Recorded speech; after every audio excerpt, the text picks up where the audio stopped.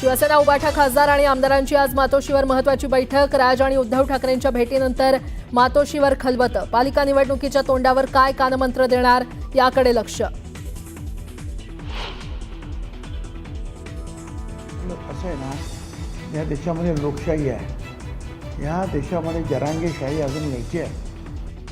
देशात लोकशाही आहे, जरांगेशाही येणं शक्य नाही। तर मराठा आरक्षणाचा GR ओबीसी समाजावर अन्याय करणारा, मंत्री छगन भुजबळांची टीका। ती त्याच्या डोक्यातली ती खोड आहे, जरांगेशाही अमुक काही। त्याला वाटतं त्याच्या म्हणण्याप्रमाणे सगळं चालावं। भुजबळांना त्यांच्या म्हणण्याप्रमाणे व्हावं असं वाटतं। भुजबळांनी केलेल्या टीकेला जरांगेंचं प्रत्युत्तर। सरकारनं काढलेल्या GR मध्ये कुठेही सरसकट उल्लेख नाही। ओबीसी नेत्यांनी GR नीट वाचावा, ओबीसींवर अन्याय होऊ देणार नाही, मुख्यमंत्री फडणवीसांचा शब्द। लातूरच्या रेणापूरमध्ये ओबीसी आरक्षणासाठी तरुणाची आत्महत्या। चिठ्ठी लिहून थेट नदीपात्रात उडी घेऊन तरुणानं संपवलं जीवन। तर मंत्री छगन भुजबळ लातूरमध्ये जाऊन घेणार तरुणाच्या कुटुंबियांची भेट।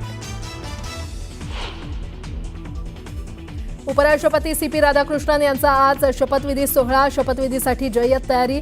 तर उपमुख्यमंत्री एकनाथ शिंदे दिल्लीला जाणार।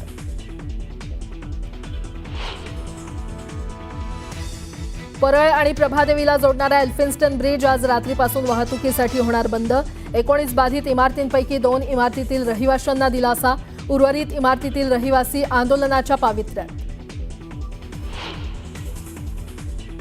छत्तीसगडच्या गरियाबंद जिल्ह्यात सुरक्षा दलाच्या चकमकीत 10 माओवाद्यांचा खात्मा। माओवादी चळवळीला मोठा धक्का। तर सुरक्षा दलाकडून सर्च ऑपरेशन सुरू। सह्याद्री व्याघ्र प्रकल्पात नवे 8 वाघ दाखल होणार। ताडोबा आणि पेंच व्याघ्र प्रकल्पातून वाघ आणण्यास वन मंत्रालयाची परवानगी। आणि नेपाळ हिंसाचारादरम्यान तब्बल 15,000 कैदी फरार। कैदी भारतात येण्याची भीती। भारत नेपाळ सीमेवर हाय अलर्ट जारी।